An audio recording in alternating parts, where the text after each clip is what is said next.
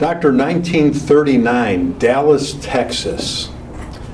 What can you remember when you were just a little kid? I don't really remember much. I remember getting my first pet the same day my sister came home from the hospital after being born.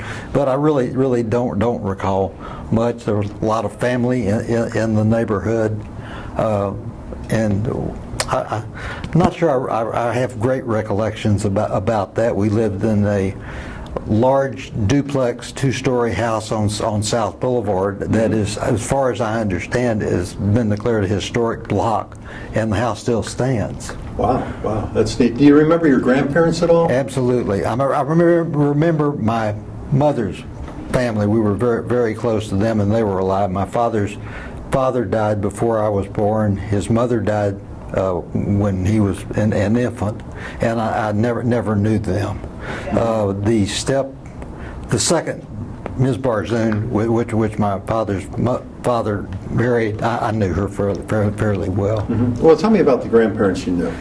The grandparents, I knew that they were Romanian immigrants. My grandfather, I don't know much why my grandmother, how she got here, or particularly why she left Romania, but my grandfather left at the age of 13 or 14 so he would not be conscripted into the Romanian army, which I find, as I have grown a lot older, just to be absolutely incredible help. The day you wouldn't let your kids go to North Park at the age of 13 without some supervision. Did they ever tell you about those stories, what it was like, that travel? No, they really did not.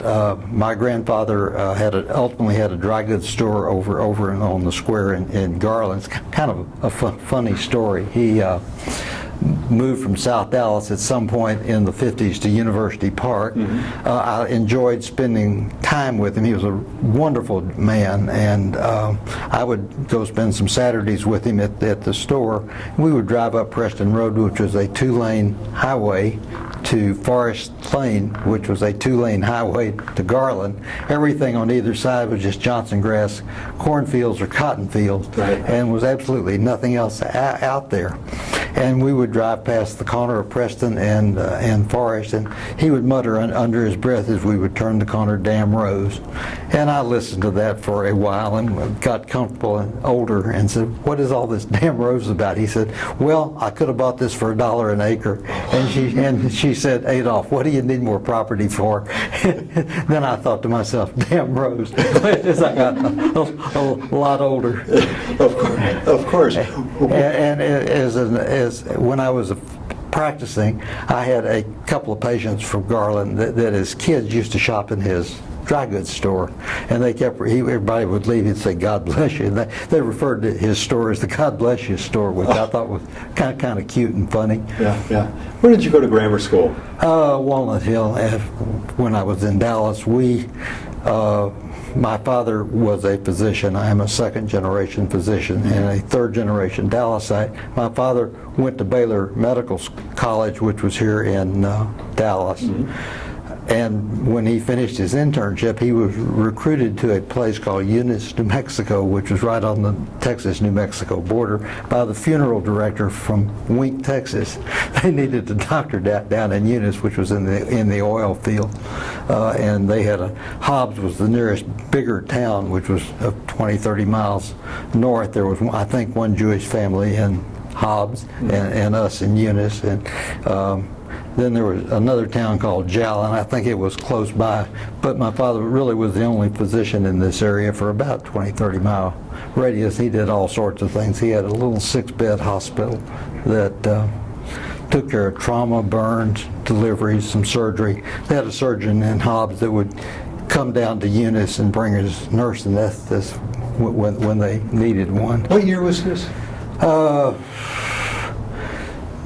Year 39 to whatever it was, after the World War II, we moved back to Dallas in 49 or 50 for Okay, so you were down there growing up. A little bit for a few years. What was it like for your dad practicing compared to the equipment and technology you have? Well, it was very interesting.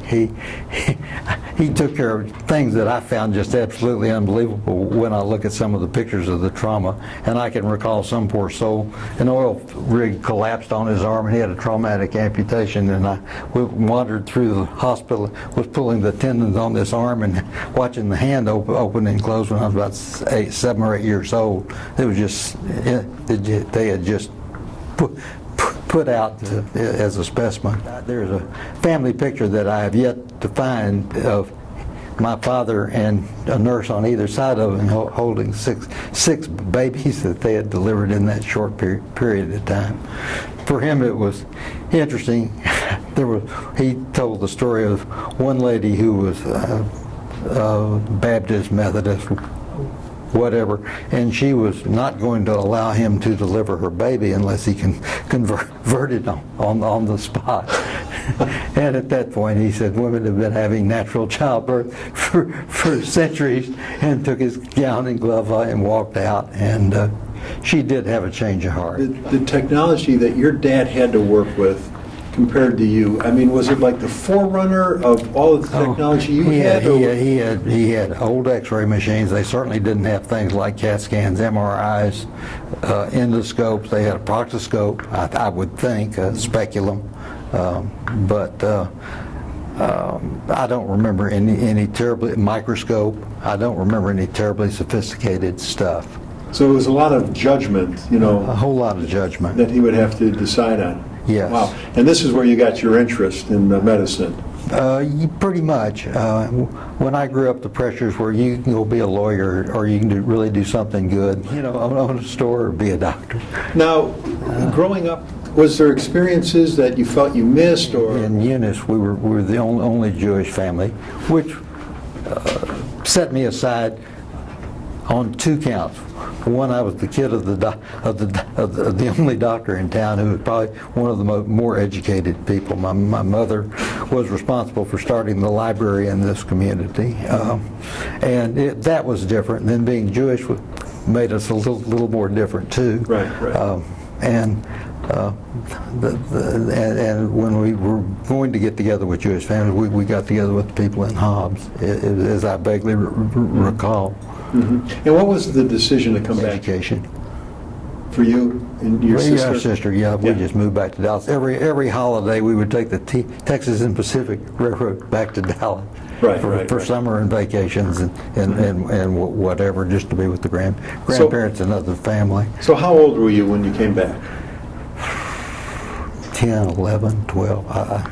We came back in 49 or 50. Okay. And moved into the house I basically grew up in. Okay. And what school did you go to here in Dallas? Walnut Hill. Walnut Hill.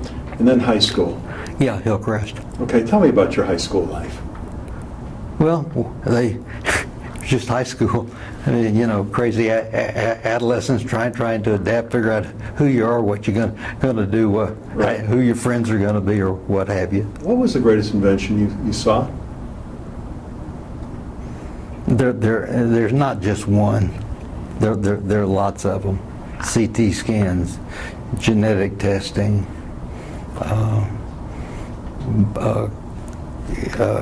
cardiac interventions, transplants. I mean, there are a lot of things that have just boggled my mind. Hell, I look at the sonograms of my unborn grandchildren to see this unborn kid in the uterus kicking and moving and the heart beating. I mean, it just blows me away.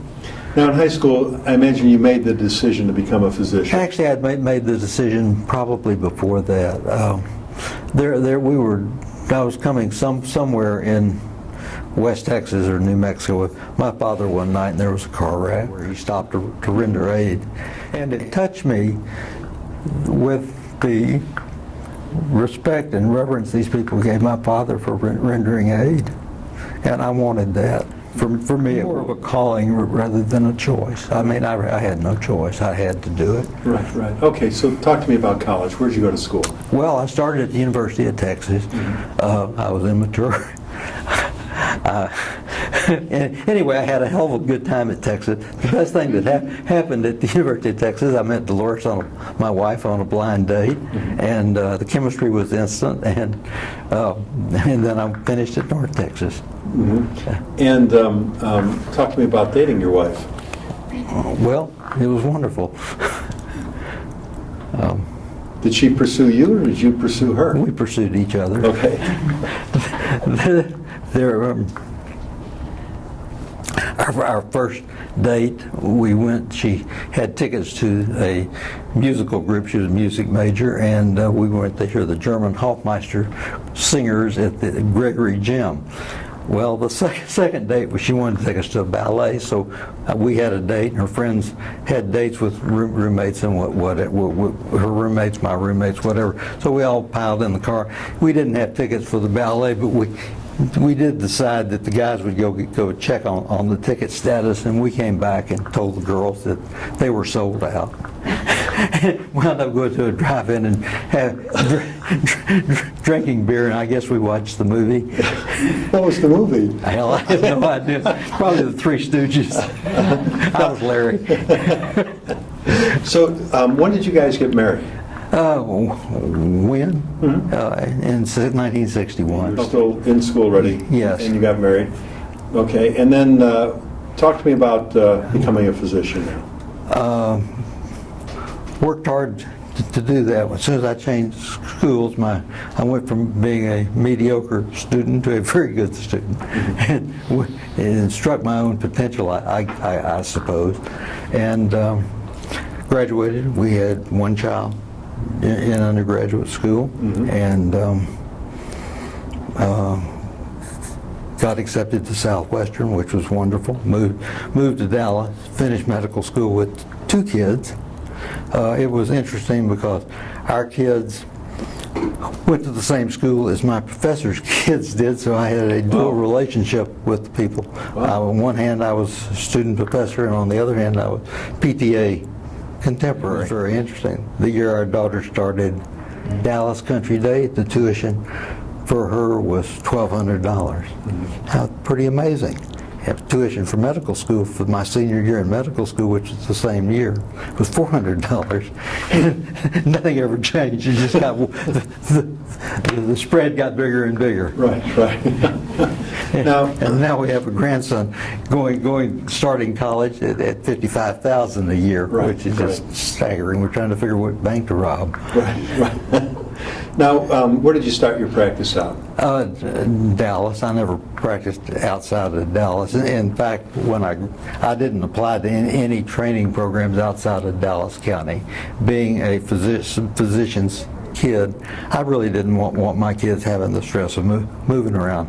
So I applied to places here in Dallas, got accepted in the program at Baylor, did my internship and my residency at Baylor, and practiced there for a little while, and then started at Medical City at the same time. And did you always start as a surgeon? Yes, I was trained as a surgeon. It is interesting. My father was chief of staff at the Catholic Hospital in Dallas, either before the new St. Paul was built or right afterwards.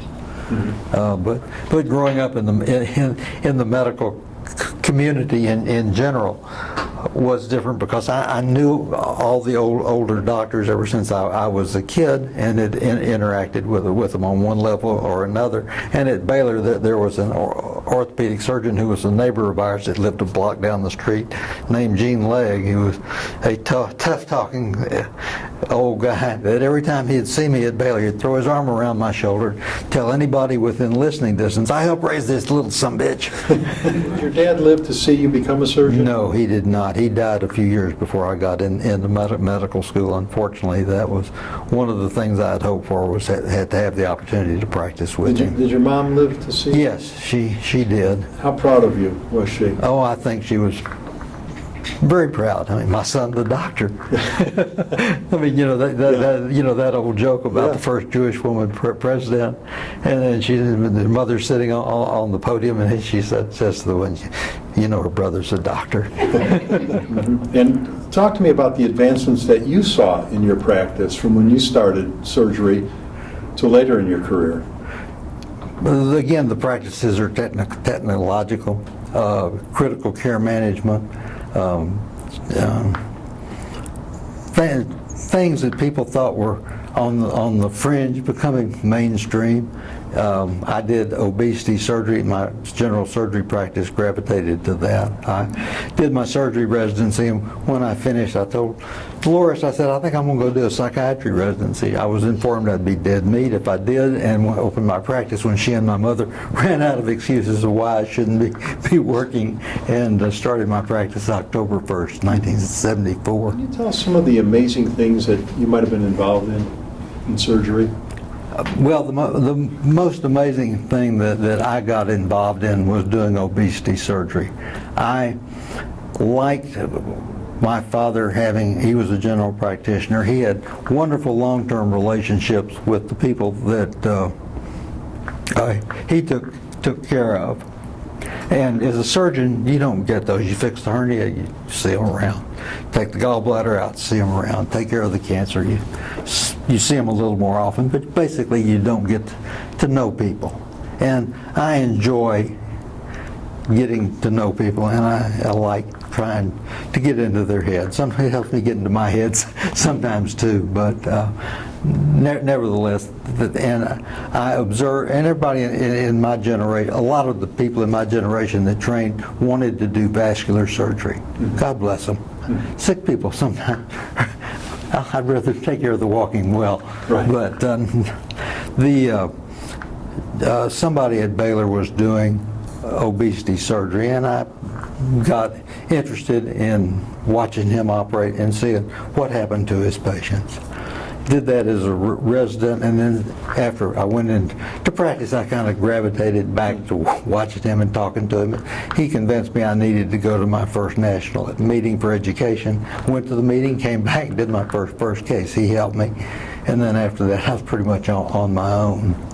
And my practice moved from general surgery into a practice where I did nothing but weight management surgery over the years. And did you get great satisfaction in seeing the results for the people? Yeah, I really did. The thing that attracted me to that was the fact that I could do something that altered somebody's life, not only in the quality of their health, but the quality of their well-being and how they interacted with the rest of the world.